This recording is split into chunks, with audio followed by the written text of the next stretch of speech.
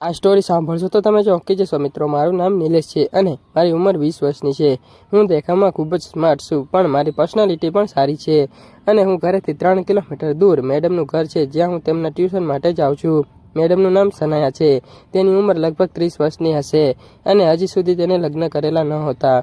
ઉંમર ભલે 30 વર્ષની હોય, પણ તે ઉંમર કરતાં નાની દેખાતી હતી। અને પછી તો મિત્રો તેના ફિગરની તો શું વાત કરું। તેનું શરીર, તેની કાયા ખૂબ જ સુંદર હતી અને એકદમ કમાલની। જે પણ તેને જોઈ લે ને તે તેના દીવાના થઈ જાય। કોલેજમાં પણ ભણાવે છે અને હું તેની પાસે ટ્યુશન લેવા જાઉં છું, કેમ કે તે એકદમ ખૂબસૂરત છે અને મને સારી લાગે છે। તેની પાસે બીજા બાળકો પણ ટ્યુશન માટે આવે છે, પરંતુ જે સમયે હું જાઉં છું ત્યારે મારા સિવાય બીજું કોઈ નથી આવતું અને ત્યારે હું એકલો જ જાઉં છું અને ભણવા માટે જાઉં છું, કેમ કે બીજા માટે બાળકો આજુબાજુના જ હોય છે અને મારું ઘર થોડું દૂર છે, એટલે હું સાંજે જાઉં છું, ટ્યુશન લેવા માટે જાઉં છું। અને જ્યારે પણ હું મેડમના ઘરે જાઉં છું તો મેડમ મારાથી ખૂબ જ પ્રેમથી વાતો કરે છે અને વાતોમાં જ મેં તેમની લાઈફ વિશે ઘણું બધું જાણી લીધું હતું। તેમની લાઈફમાં કોણ છે, કોણ નથી, કોઈ બોયફ્રેન્ડ છે કે નહીં, અને તો મને ખબર પડી કે મેડમનો કોઈ બોયફ્રેન્ડ નથી અને મેડમ એકલી જ રહે છે। મને એટલી સુંદર લાગે છે કે હું દિવસ રાત તેમના વિશે જ વિચારું છું અને હંમેશા એમના જ વિચાર આવે છે। કોઈ પણ રીતે હું મેડમને રાજી કરવા માંગુ છું અને આમ પણ મેડમ તેના બધા જ ઘરકામ માટે કે પર્સનલ કામ હોય બધું મારી પાસે જ કરાવે છે અને તે ખૂબ જ મોડર્ન છે, એટલે તે ટૂંકા કપડાં પહેરે છે। એક દિવસ સાંજે જ્યારે હું તેમના ઘરે ગયું હતું તો મને કહેવા લાગી હતી કે નિલેશ, તું આવી ગયો? હું તારી જ રાહ જોઈ રહી હતી। કદાચ આજે હું તને ભણાવી નહીં શકું। કેમ? તાકે કેમ કે બહાર જવાનું છે એટલે। શું તું મારી સાથે આવીશ? મેં કહ્યું હા, શું કામ છે? તો મેડમ બોલી કે મને થોડી જરૂરી સામાન લેવો છે, એટલા માટે આજે હું તને ભણાવી શકી નહીં। તો ખૂબ જ ખુશ થઈ ગયો હતો હું તો, અને મેડમની સાથે મને ફરવાનું મળશે। હું તો આ તકની જ રાહ જોઈને બેઠો હતો અને આ જ જોઈ રહ્યો હતો। કહ્યું કે હું બિલકુલ તૈયાર છું તમારી સાથે આવવા માટે। મને તો તમારી સાથે ફરવામાં મજા આવી જશે। તે બોલી ઠીક છે, તું 5 મિનિટ બેસ, હું કપડાં ચેન્જ કરીને આવું છું।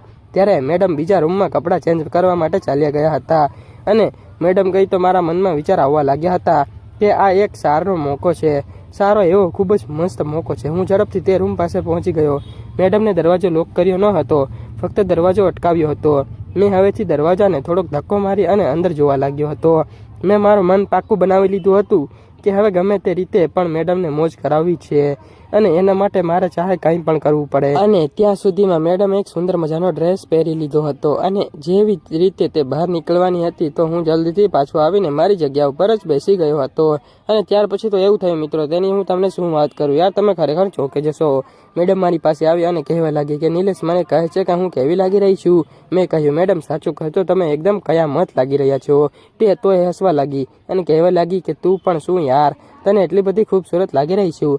મેં કહ્યું કે તમે ખૂબ જ સુંદર છો અને આજે તો કમાલના લાગી રહ્યા છો। તે અમારી મેડમ હતી, પણ અમારી વચ્ચે દોસ્તી પણ સારી એવી હતી। બસ હજી સુધી કોઈ વાત બની ન હતી, પરંતુ હવે મને લાગી રહ્યું હતું કે ખૂબ જ જલ્દી વાત બની જશે અને હું તો તેમાં જ ખોવાઈ ગયો હતો। ત્યારે મેડમે કહ્યું શું થયું, શું વિચારી રહ્યો છે? મેં કહ્યું કે બસ કાંઈ નહીં, તમારા જ વિચારોમાં ખોવાયેલો છું। ત્યારે મેડમ બોલી હતી કે મારા વિશે શું વિચારી રહ્યો છે? મેં કહ્યું કે બસ કાંઈ નહીં, તમે કેટલા ખૂબસૂરત છો। કદાચ મારી પાસે પણ આવી જેવી કોઈ ખૂબસૂરત ગર્લફ્રેન્ડ હોત તો કેટલું સારું હોત। તો તે કહેવા લાગી હતી અચ્છા, તો તારે કોઈ ગર્લફ્રેન્ડ નથી? તો તું એક કામ જ કર ને, તું મને જ તારી ગર્લફ્રેન્ડ બનાવી લે। મેં કહ્યું કે તો બની જાઓ, હું તો ક્યારનો વિચારી જ રહ્યો હતો તમને મારી બનાવી લઉં। તો પછી મેડમ બોલી હતી કે ટ્રાય કરીને જોઈ લે, કદાચ હું બની પણ જાઉં। અને આ વાતથી હું ખૂબ જ ખુશ થઈ ગયો હતો અને મેડમ સામેથી ઓફર કરી હતી, એટલે જેવા બંને નીકળવા લાગ્યા ત્યારે મેડમ રોકાઈ ગઈ અને મેં કહ્યું હતું કે શું થયું? તો મેડમ કહેવા લાગી હતી મારી પાછળની જીભ ખુલી ગઈ છે, તો નિલેશ જરા તું તેને બંધ કરી દે ને। હું તો એકદમ ખુશ થઈ ગયો હતો, મને સમજમાં આવી ગયું હતું મારા માટે લાઈન ક્લિયર છે અને મને મનમાં એવું જ લાગી રહ્યું હતું કે મેડમ મારી થઈ જશે। અને મેં મેડમને કહ્યું કે ચાલો, તો તે બોલી કે હા, સાંજના લગભગ 6 વાગી ચૂક્યા હતા। અમે માર્કેટ પાસે જ હતા અને માર્કેટ જઈને અમે થોડો સામાન ખરીદ્યો હતો। મેડમને તેમના માટે વસ્ત્રો પણ લેવાના હતા। અમે એક શોપ પર ગયા હતા। દુકાનદારે ઘણા કલરમાં અને ઘણી બધી જ વેરાયટીઓમાં મેડમને બતાવી હતી। મેડમે તેમાંથી એક પારદર્શક ઉપર અને નીચેની જોડી પસંદ કરી હતી। હું તો તે જોઈ જ રહ્યો હતો અને મારા વિચારોમાં જ ખોવાઈ ગયો હતો કે વસ્ત્ર પહેરીને મેડમ કહેવા લાગશે। ત્યારે મેડમે મને કહી રહી હતી કે તું શું વિચારમાં ખોવાઈ ગયો છે? અને પછી હું બોલ્યો હતો કે હા મેડમ બોલો. ત્યારે મેડમ બોલી હતી કે ચાલો હવે કંઈક થોડો નાસ્તો કરી લઈએ. ત્યાર પછી અમે પાણીપુરી ખાધી હતી. અમે બંને એક પ્લેટ પાણીપુરી ખાધી અને પછી અમે ઘરે જવા નીકળ્યા હતા. ત્યાર પછી લગભગ 2 થી 3 કલાક થઈ ગયા હતા અને અમે ઘરે પહોંચી ગયા હતા. અને ત્યાર પછી તો મેં મેડમને કહ્યું હતું હવે હું ઘરે જાઉં છું. તો તે કહેવા લાગી રોકાઈ જા, ચા પીને જજે. મેં કહ્યું કે મેડમ રહેવા દો, હવે હું કાલે આવીશ. અને ત્યાંથી જ હું મારા ઘરે ચાલ્યો ગયો. અને બીજે દિવસે ટ્યુશનના ટાઈમ પર કદાચ વરસાદ થવાનો હતો અને તો પણ હું ટ્યુશને ચાલ્યો ગયો હતો. ત્યાં મને મેડમે અભ્યાસ કરાવ્યો હતો અને આજે મેડમે મને એક ક્લાસ વધારે ભણાવ્યો, કેમ કે ગઈકાલે તે મને ભણાવી શકી ન હતી. એટલે જ આજે તેને એક્સ્ટ્રા ક્લાસ લીધો હતો, એટલે કે વધારાનો સમય આપ્યો હતો. અને જેવો તે હું નીકળવા લાગ્યો તો અચાનક ખૂબ જ જોરથી વરસાદ વરસવા લાગ્યો હતો. એટલે હું પલળી જાઉં એટલા માટે મારું ઘર તો 4 કિલોમીટર દૂર હતું અને હું સાયકલથી આવતો હતો. મેડમ મને કહેવા લાગી કે હવે વરસાદમાં ક્યાં જઈશ, થોડી રાહ જોઈ લે, વરસાદ રોકાઈ જાય પછી ચાલ્યો જજે. અને તો હું બેસી ગયો અને મેડમ અમારા બંને માટે ચા બનાવીને અમે બંને બેસીને ચા પીધી હતી અને પછી વાતો પણ કરી હતી. અને ત્યાર પછી તો મિત્રો વરસાદ તો કોઈ કાળે રોકાવાનું નામ જ ના લઈ રહ્યો હતો યાર. અને રાતના 1:15 વાગી ચૂક્યો હતો પણ હજુ પણ વરસાદ રોકાયો ન હતો. અને હવે પણ હું રાહ જોઈને રહ્યો હતો કે પછી મેડમ કહેવા લાગી થોડી જ વારમાં હું આવું છું. અને મેડમ ત્યાંથી ચાલ્યા ગયા હતા. ત્યાર પછી જ્યારે તેના પોતાના રૂમમાંથી બહાર નીકળ્યા તે મારી બાજુમાં આવીને બેસી ગઈ હતી.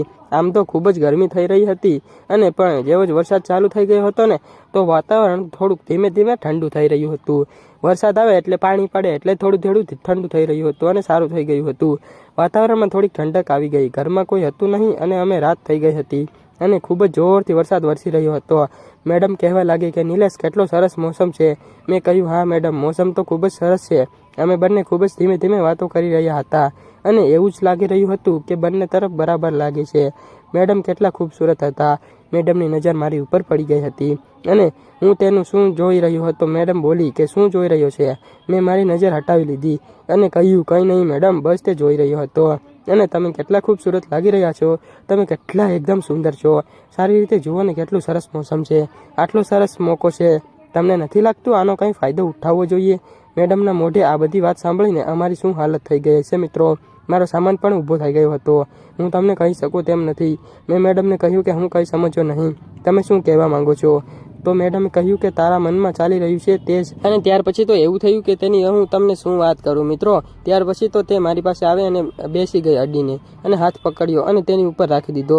જેવો તેણે મારો હાથ ત્યાં રાખ્યો મેં વિચાર્યું નહીં અને ક્યારેય આવો મોકો મળશે. બહાર વરસાદ, ઉપરથી રાત અને અમે બંને વરસાદનો ફાયદો ઉઠાવીએ. તો પછી હું મેડમ સાથે આખી રાત ભણ્યો હતો. મિત્રો આ મારી જગ્યા ઉપર તમે હો તો તમે શું કરત મિત્રો? પછી અમે તો બહુ જ ખૂબ મોજ મસ્તી કરીએ. તો મિત્રો તમને આ વાર્તા કેવી લાગી કમેન્ટ કરીને જણાવજો. તમને વાર્તા ગમી હોય તો ચેનલને સબસ્ક્રાઇબ કરી દેજો અને વિડીયોને લાઈક કરવાનું ના ભૂલતા અને કમેન્ટ કરી દેજો. કાલે ફરી મળશું આવતીકાલે એક નવી વાર્તા સુધી. ત્યાં સુધી આવજો. વિડીયો પૂરો જોવા બદલ આપ સૌ મિત્રોને ખૂબ ખૂબ ધન્યવાદ મિત્રો. આ વાર્તા ફક્ત ને ફક્ત કાલ્પનિક છે અને મનોરંજન માટે બનાવવામાં આવે છે.